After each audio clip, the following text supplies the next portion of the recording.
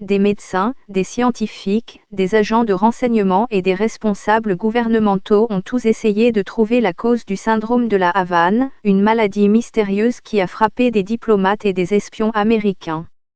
Certains y voient un acte de guerre, d'autres se demandent s'il ne s'agit pas d'une nouvelle forme secrète de surveillance, et d'autres encore pensent qu'il pourrait s'agir d'une maladie mentale.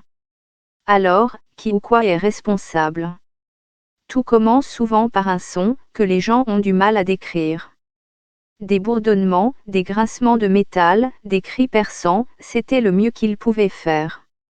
Une femme a décrit un bourdonnement grave et une pression intense dans son crâne, une autre a ressenti une pulsation de douleur. Ceux qui n'ont pas entendu de son, ont ressenti une chaleur ou une pression. Mais pour ceux qui ont entendu le son, se boucher les oreilles n'a fait aucune différence. Certaines des personnes qui ont fait l'expérience du syndrome ont souffert de vertiges et de fatigue pendant des mois. Le syndrome de la Havane est apparu pour la première fois à Cuba en 2016. Les premiers cas étaient des agents de la Confédération internationale de l'agriculture, ce qui signifie qu'ils ont été gardés secrets. Mais, finalement, le bruit a couru et l'inquiétude s'est répandue. 26 membres du personnel et des membres de leur famille allaient signaler une grande variété de symptômes. Il se murmurait que certains collègues pensaient que les personnes atteintes étaient folles et que tout était dans la tête. La découverte de la vérité est devenue une priorité pour la sécurité nationale des États-Unis, qu'un responsable a décrite comme le défi le plus difficile que les services de renseignement aient jamais eu à relever. Les preuves tangibles sont rares, ce qui fait du syndrome un champ de bataille pour des théories concurrentes. Certains y voient une maladie psychologique, d'autres une arme secrète. Mais de plus en plus de preuves montrent que les micro-ondes sont les coupables les plus probables. En 2015, les relations diplomatiques entre les États-Unis et Cuba ont été rétablies après des décennies d'hostilité. Mais en l'espace de 2 ans, le syndrome de la Havane a failli entraîner la fermeture de l'ambassade, le personnel ayant été retiré en raison d'inquiétudes pour son bien-être. Dans un premier temps, on a supposé que le gouvernement cubain ou une faction de la ligne dure opposée à l'amélioration des relations était peut-être responsable, ayant déployé une sorte d'arme sonique. Les services de sécurité cubains, après tout, étaient nerveux face à l'afflux de personnel américain et gardaient une mainmise sur la capitale. Cette théorie s'estompera au fur et à mesure que les cas se répandront dans le monde. Mais récemment, une autre possibilité est apparue, une possibilité qui trouve ses racines dans les recoins les plus sombres de la guerre froide, et un lieu où la science, la médecine, l'espionnage et la géopolitique entrent en collision. Lorsque James Lin, professeur à l'Université de l'Illinois, a lu les premiers rapports sur les sons mystérieux de la Havane, il a immédiatement soupçonné que les micro-ondes en étaient responsables. Sa conviction était fondée non seulement sur des recherches théoriques, mais aussi sur une expérience de première main. Des décennies plus tôt, il avait lui-même entendu ces sons. Depuis son apparition aux alentours de la Seconde Guerre mondiale, il a été signalé que des personnes étaient capables d'entendre quelque chose lorsqu'un radar proche était allumé et commençait à envoyer des micro-ondes dans le ciel. Et ce, même s'il n'y avait aucun bruit extérieur. En 1961, le Dr Allen Frey a publié un article dans lequel il affirmait que les sons étaient dus à l'interaction des micro-ondes avec le système nerveux, d'où le terme effet Frey. Mais les causes exactes et les implications restent floues. Dans les années 1970, le professeur Lin a commencé à mener ses expériences à l'Université de Washington. Il s'était assis sur une chaise en bois dans une petite pièce tapissée de matériaux absorbants, une antenne dirigée vers l'arrière de sa tête. Dans sa main, il tenait un interrupteur. À l'extérieur, un collègue envoyait des impulsions de micro-ondes à travers l'antenne à des intervalles aléatoires. Si le professeur Lin entendait un son, il appuyait sur l'interrupteur. Une impulsion unique ressemble à un zip ou à un claquement de doigts. Une série d'impulsions comme le chant d'un oiseau. Elles étaient produites dans sa tête plutôt que comme des ondes sonores venant de l'extérieur. Le professeur Lin pense que l'énergie a été absorbée par le tissu cérébral mou et convertie en une onde de pression se déplaçant à l'intérieur de la tête, qui a été interprétée par le cerveau comme un son. Ce phénomène s'est produit lorsque des micro-ondes de forte puissance ont été délivrées sous forme d'impulsion plutôt que sous la forme continue de faible puissance que l'on obtient avec un four à micro-ondes moderne ou d'autres appareils. En 1978, il s'est aperçu qu'il n'était pas le seul à s'intéresser à la question et a reçu une invitation inhabituelle à discuter de son dernier article de la part d'un groupe de scientifiques qui avaient mené leurs propres expériences. Pendant la guerre froide, la science était au centre d'une intense rivalité entre superpuissances. Même des domaines tels que le contrôle de l'esprit étaient explorés, par crainte que l'autre camp ne prenne l'avantage, et cela incluait les micro-ondes. Le professeur Lin a découvert l'approche soviétique dans un centre de recherche scientifique situé dans la ville de Pushchino, près de Moscou. Ils avaient un laboratoire très élaboré et très bien équipé, se souvient le professeur Lin. Mais leur expérience était plus grossière que la sienne. Le sujet devait s'asseoir dans un baril d'eau de mer salée, la tête à l'extérieur. Des micro-ondes étaient ensuite envoyées sur son cerveau. Les scientifiques pensaient que les micro-ondes interagissaient avec le système nerveux et voulaient interroger le professeur Lin sur sa vision alternative. La curiosité est à double tranchant, et les espions américains suivent de près la recherche soviétique. Le rapport révèle également que les États-Unis craignaient que les micro-ondes soviétiques ne soient utilisées pour altérer les fonctions cérébrales ou induire des sons pour obtenir un effet psychologique. Leurs recherches sur la perception interne des sons ont un grand potentiel de développement en un système permettant de désorienter ou de perturber les schémas de comportement du personnel militaire ou diplomatique.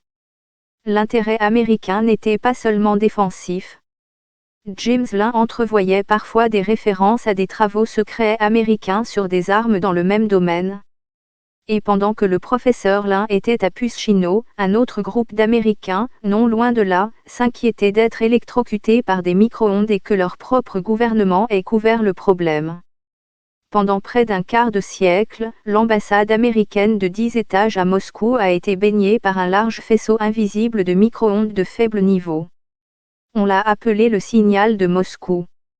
Mais pendant de nombreuses années, la plupart des personnes travaillant à l'intérieur ne savaient rien. Le faisceau provenait d'une antenne installée sur le balcon d'un appartement soviétique voisin et a touché les étages supérieurs de l'ambassade où se trouvait le bureau de l'ambassadeur et des travaux plus sensibles. Il avait été repéré pour la première fois dans les années 1950 et a ensuite été surveillé depuis une pièce du 10e étage. Mais son existence était un secret bien gardé partout, à l'exception de quelques personnes travaillant à l'intérieur. Nous essayions de comprendre à quoi il pouvait bien servir, explique Jack Matlock, numéro 2 de l'ambassade au milieu des années 70. Mais un nouvel ambassadeur, Walter Stessel, est arrivé en 1974 et a menacé de démissionner si tout le monde n'était pas informé. Cela a provoqué une sorte de panique, se souvient M. Matlock. Le personnel de l'ambassade dont les enfants étaient dans une crèche au sous-sol était particulièrement inquiet. Mais le département d'État a minimisé tout risque.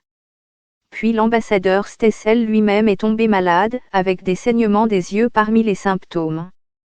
Dans un appel téléphonique de 1975, aujourd'hui déclassifié, à l'ambassadeur soviétique à Washington, le secrétaire d'État américain Henry Kissinger a établi un lien entre la maladie de Stessel et les micro-ondes, admettant que nous essayons de garder le silence sur cette affaire. À partir de 1976, des écrans ont été installés pour protéger les personnes. Mais de nombreux diplomates étaient en colère, estimant que le département d'État avait d'abord gardé le silence, puis refusé de reconnaître un éventuel impact sur la santé. Cette affirmation a été reprise des décennies plus tard avec le syndrome de la Havane.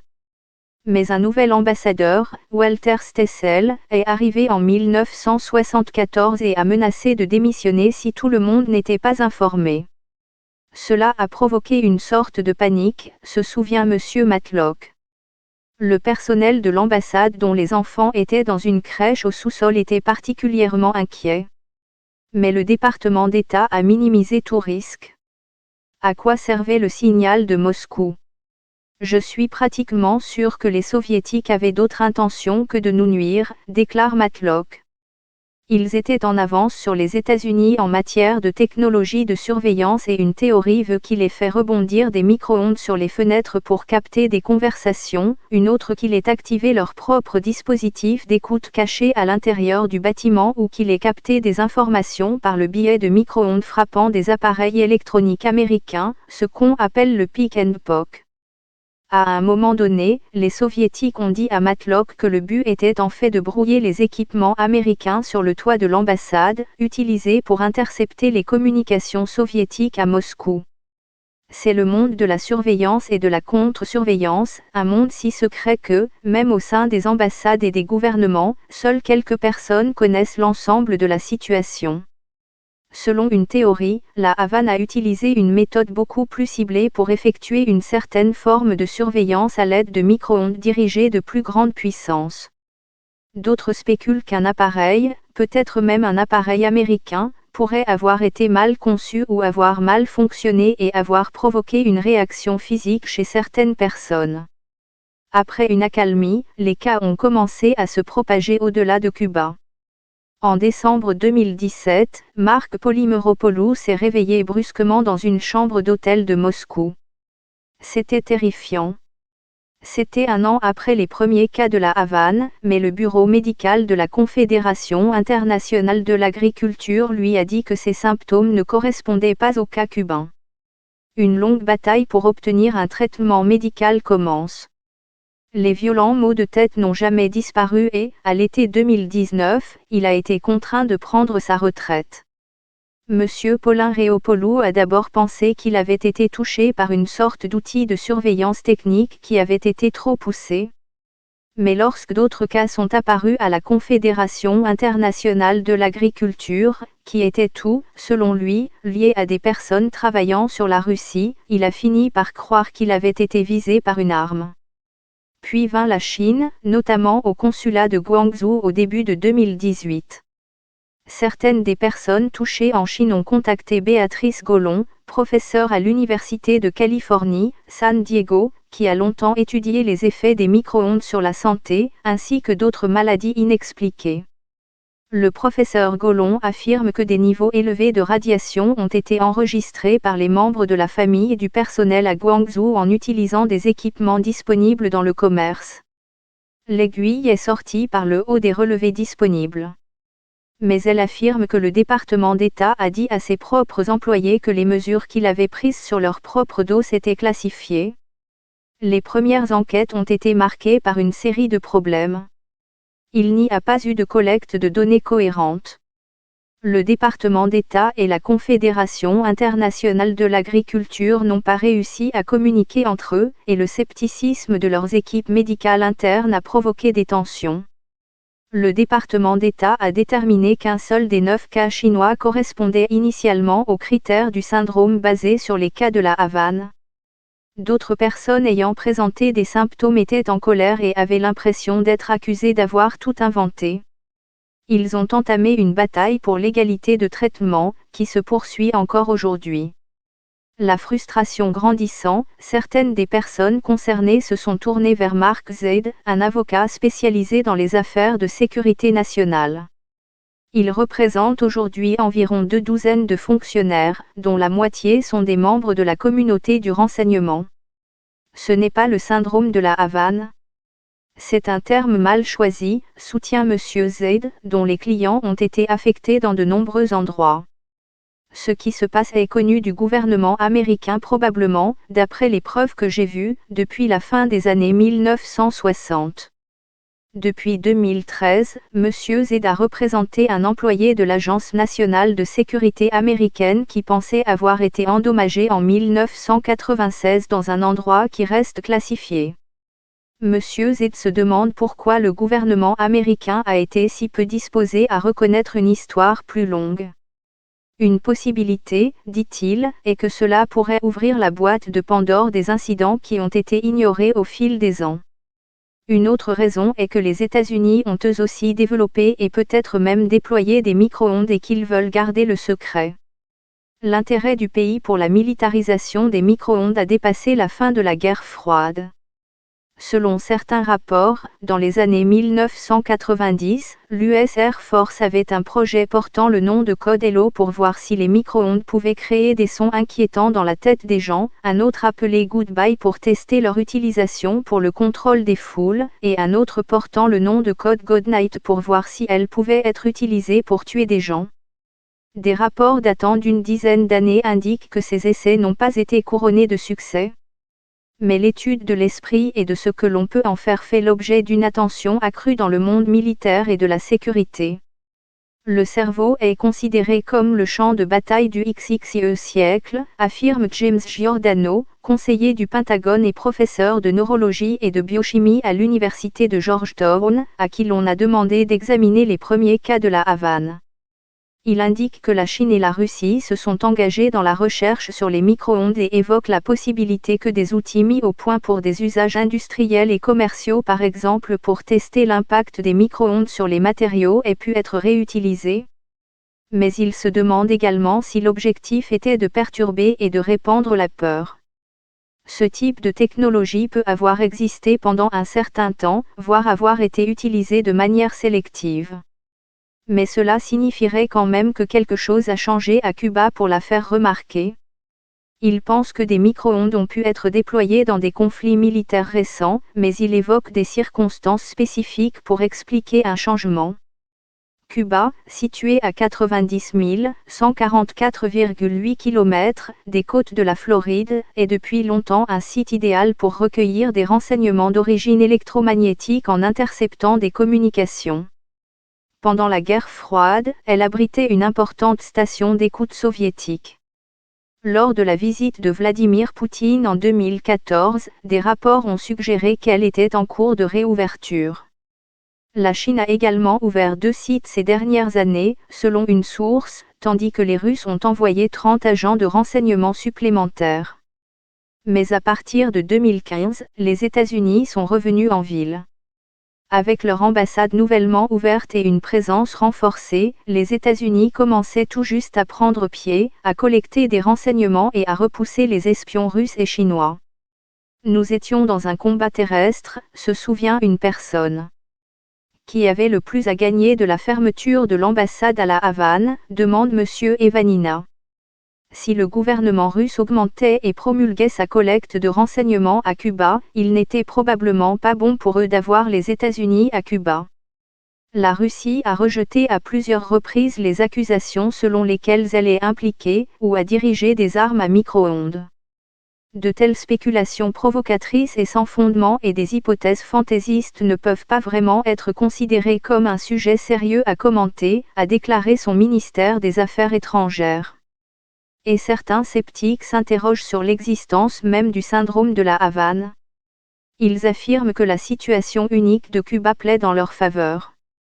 Robert W. Ballot, professeur de neurologie à UCLA, étudie depuis longtemps les symptômes de santé inexpliqués. Lorsqu'il a vu les rapports sur le syndrome de la Havane, il a conclu qu'il s'agissait d'un état psychogène de masse. Il compare ce phénomène à la façon dont les gens se sentent malades lorsqu'on leur dit qu'ils ont mangé de la nourriture avariée, même s'il n'y avait rien d'anormal, l'inverse de l'effet placebo. Lorsque vous voyez une maladie psychogène de masse, il y a généralement une situation stressante sous-jacente, dit-il. Dans le cas de Cuba et de la masse des employés de l'ambassade, notamment les agents de la Confédération internationale de l'agriculture qui ont été les premiers touchés, ils étaient certainement dans une situation stressante. Selon lui, les symptômes quotidiens comme le brouillard cérébral et les vertiges sont recadrés par les personnes atteintes, les médias et les professionnels de la santé comme le syndrome. Les symptômes sont aussi réels que n'importe quel autre symptôme, dit-il, affirmant que les individus sont devenus hyper-conscients et craintifs à mesure que les rapports se répandaient, en particulier au sein d'une communauté fermée. Selon lui, ce phénomène est ensuite devenu contagieux parmi les autres fonctionnaires américains en poste à l'étranger. Il reste de nombreux éléments inexpliqués. Pourquoi des diplomates canadiens ont-ils signalé des symptômes à La Havane ? Étaient-ils des dommages collatéraux de la prise pour cible des Américains à proximité ? Et pourquoi aucun fonctionnaire britannique n'a-t-il signalé de symptômes ?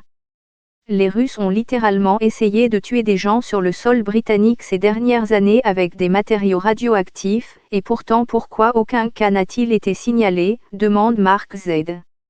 Je mettrai probablement sur pause l'affirmation selon laquelle personne au Royaume-Uni n'a ressenti de symptômes, répond Bill Evanina, qui affirme que les États-Unis partagent désormais les détails avec leurs alliés pour repérer les cas. Certains cas peuvent être sans rapport. Nous avons eu un groupe de militaires au Moyen-Orient qui ont prétendu avoir subi cette attaque. Il s'est avéré qu'il avait eu une intoxication alimentaire, raconte un ancien fonctionnaire. Nous devons séparer le bon grain de l'ivraie, estime Mark Z, qui dit que des membres du public, dont certains ont des problèmes de santé mentale, l'approchent en prétendant souffrir d'attaques par micro-ondes. Un ancien fonctionnaire estime qu'environ la moitié des cas signalés par les autorités américaines pourraient être liés à des attaques de l'adversaire. D'autres disent que le nombre réel pourrait être encore plus faible. Un rapport publié en décembre 2020 par les Académies nationales des sciences des États-Unis a constitué un moment charnière. Les experts ont recueilli les témoignages de scientifiques et de cliniciens, ainsi que de 8 victimes. C'était assez dramatique, se souvient le professeur David Relman, de Stanford, qui a présidé le panel. Certaines de ces personnes se cachaient littéralement, par crainte de nouvelles actions contre elles de la part de qui que ce soit.